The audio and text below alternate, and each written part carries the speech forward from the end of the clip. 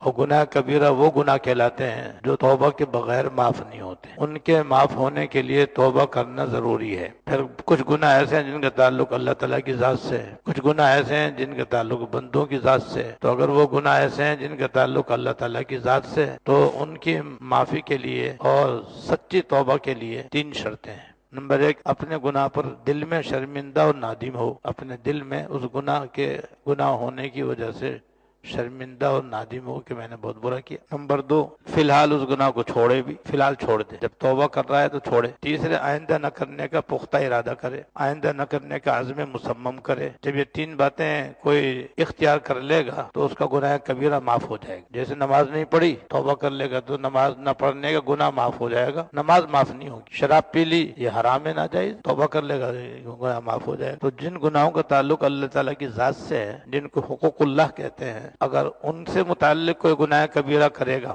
تو 3 باتیں پوری کرنے سے وہ گناہ معاف ہو جائے گا، چاہے کتنا ہی بڑا ہو۔ بڑے سے بڑا گناہ کفر و شرک ہے، سچی توبہ کر لے تو گناہ کبیرہ سے وہ بھی معاف ہو جائے گا۔ جب وہ معاف ہو سکتا ہے تو باقی گناہ تو اس سے چھوٹے ہی ہیں اور اس سے کم تر ہیں، وہ بدرجہ والا معاف ہو جائیں گے۔ اور اگر گناہ کا تعلق کسی بندے کی ذات سے، جیسے کسی انسان کو ناحق مارا یا اس کے ناحق پیسے لے لیے یا اس کی زمین، دکان، مکان پر ناحق قبضہ کر لیا یا ناحق اس کو ستایا اور پریشان کیا، تو یہ بھی حرام ہے اور گناہ کبیرہ ہے۔ اس میں 3 شرطوں کے علاوہ 4تھی شرط اور بھی ہے، وہ یہ کہ اس بندے کا حق ادا کرو یا اس سے معافی مانگو۔ جب تک وہ بندہ معاف نہیں کرے گا اللہ تعالیٰ بھی معاف نہیں کریں گے۔